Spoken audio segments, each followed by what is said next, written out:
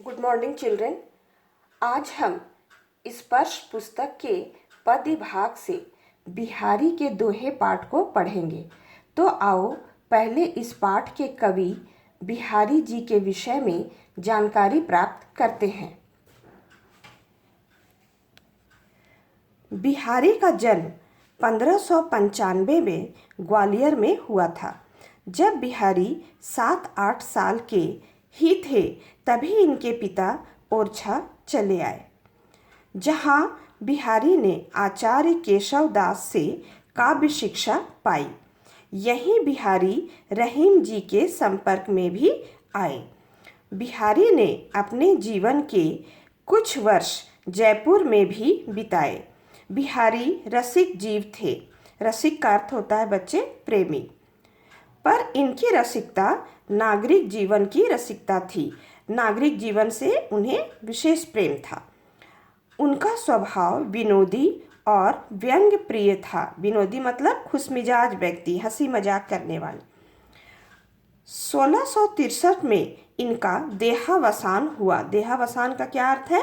मृत्यु को प्राप्त हो जाना। बिहारी की एक ही रचना सतसई उपलब्ध है, जिसमें उनके लगभग 700 दोहे संग्रहित हैं। लोक ज्ञान और शास्त्र ज्ञान के साथ ही बिहारी का काव्य ज्ञान भी बहुत अच्छा था। रीति का उन्हें भरपूर ज्ञान था। इन्होंने अधिक वर्ण सामग्री श्रृंगार से ली है।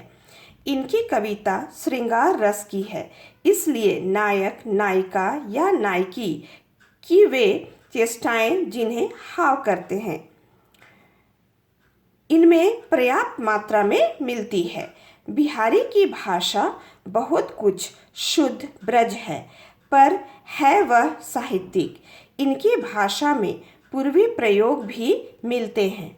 बुंदेलखंड में अधिक दिनों तक रहने के कारण बुंदेलखंडी शब्दों का प्रयोग मिलना भी स्वाभाविक है। अब हम लोग पाठ प्रवेश देखेंगे।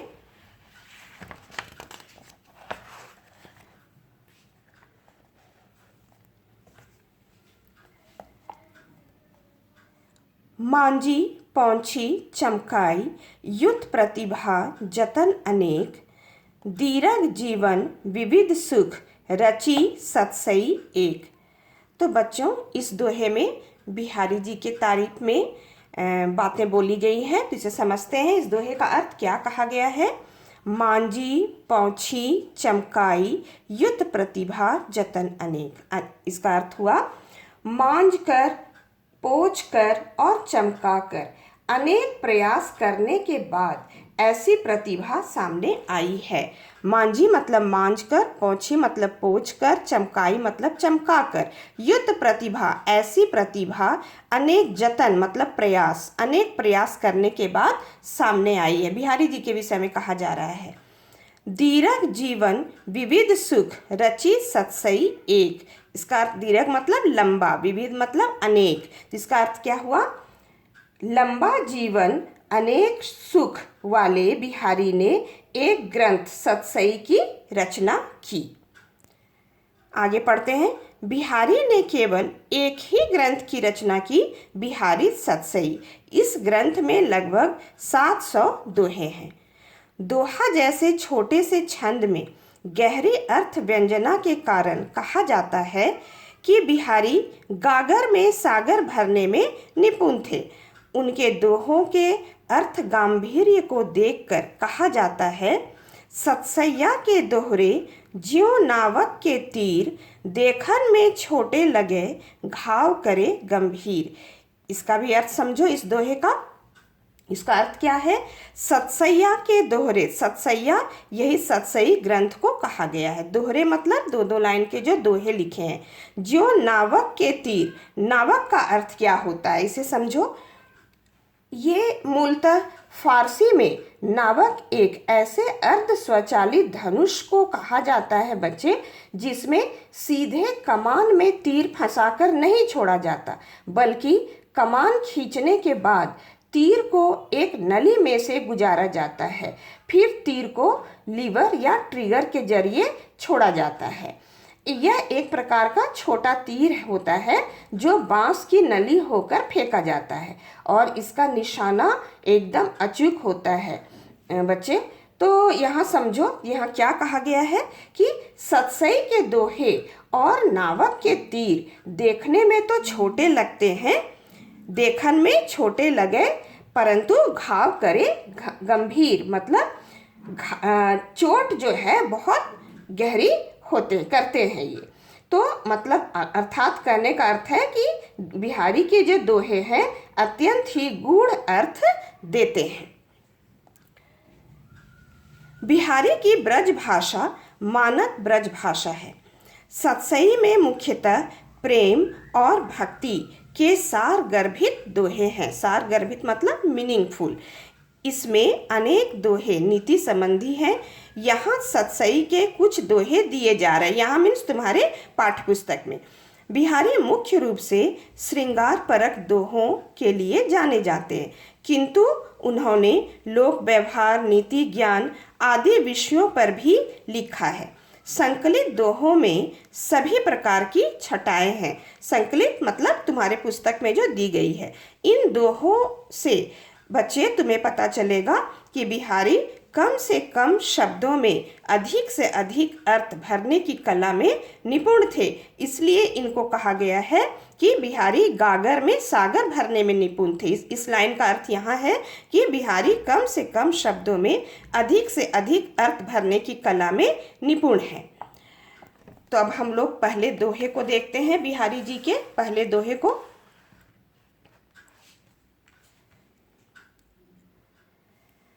सोहत ओढ़ है पीतू पटु श्याम सलौने गात, मनो नीलमणि सैल पर आतपो परियो प्रभात। इसका अर्थ समझते हैं, क्या कहते हैं बिहारी जी इस दोहे में। तो इन पंक्तियों में बिहारी कवि जी श्री कृष्ण के रूप सौंदर्य का वर्णन कर रहे हैं। श्याम मतलब श्री कृष्ण। कवि कहते हैं कि श्री कृष्ण अपने श्याम रंग के शरीर पर पीले रंग के वस्त्रों को धारण किए हुए हैं। ओढ़ है मतलब धारण करना, पीतू पीला रंग, पटु मतलब वस्त्र, गात मतलब शरीर, सलोने सुंदर, तो धारण किए हुए हैं, जिसके कारण उनका शरीर अत्यंत ही सुंदर लग रहा है। कवि कहते हैं श्री कृष्ण का शरीर इस प्रकार शोभायमान हो रहा है बच्चे, मानो नीलमणि पर्वत पर सूरज की प्रथम किरण पड़ रही हो। अर्थात जिस प्रकार प्रातःकालीन सूर्य की आभा नीलमणि पर्वत पर पड़ने से पर्वत और अधिक जगमगा उठता है, उसी प्रकार पीले वस्त्रों में श्री कृष्ण का शरीर जगमग कर रहा है। तो यहाँ क्या कहना चाह रहे हैं कि मनो मतलब मानो, नीलमणि सैल का अर्थ है पर्वत, नीलमणि पर्वत पर जब, आतपू का अर्थ है धूप, परियो मतलब पड़ना, जब प्रातःकालीन सूर्य की प्रथम किरण पड़ती है तो ये पर्वत और भी चमक उठता है। उसी प्रकार जब श्री कृष्ण पीले रंग के वस्त्र पहने हुए हैं, धारण किए हुए हैं, तो उनका शरीर नीलमणि पर्वत के समान ही जगमग कर रहा है। तो इन पंक्तियों में पीतू पटु और परियो प्रभात में प वर्ण की आवृत्ति हुई है, तो यह अनुप्रास अलंकार है यहाँ। और मनो नीलमणि सैल, इसमें उत्प्रेक्षा अलंकार है। उत्प्रेक्षा अलंकार की क्या पहचान होगी कि किसी वस्तु को संभावित रूप में देखना। तो बच्चे, हम लोग नेक्स्ट वीडियो में कंटिन्यू करेंगे।